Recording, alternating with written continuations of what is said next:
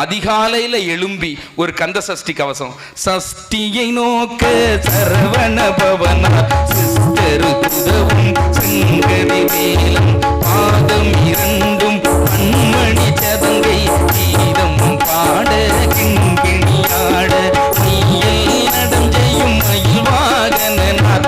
ஒரு கந்த சஷ்டி கவசமோ அப்படி இல்லைன்னு சொன்னா பிள்ளையார் மந்திரம், சுக்லம் வரதரம் விஷ்ணும் சசிவர்ணம் சதுர்புஜம் பிரசன்னவதனம் தியாதே சர்வ விக்னோபசாந்தயே ஓம் ஏகதந்தாய வித்மதே வக்ரதுண்டாய தீமகி தந்தோ தந்தி பிரசோதயா ஓம் கஜானனம் பூத கணாதி சேவிதம் கபித்த ஜம்பு பலசாரபசிதம் உமாசுதம் சோக விநாசகாரணம் நமாமி விக்னேஸ்வராய பாத பங்கஜம். கைதட்டலாம் இல்லையாக்கா?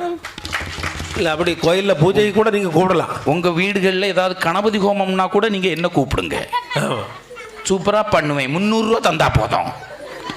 300 ரூபாய்க்கு கணபதி ஹோமம் பண்ண முடியும் ஒரே ஆள் கன்னியாகுமரி மாவட்டத்தில் நான் தான். அது எப்படி? ஆனால் இதே மந்திரத்தை தான் திருப்பி திருப்பி சொல்லிக்கிட்டு இருப்பேன். 3 மந்திரம் தான் சொல்லுவேன். அவ்வளோதான் எனக்கு தெரியும். நடுவரவர் தெரிஞ்சே தானே சொல்ல முடியும்.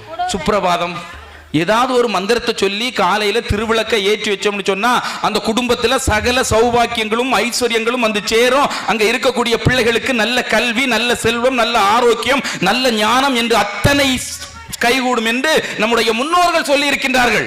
அதனால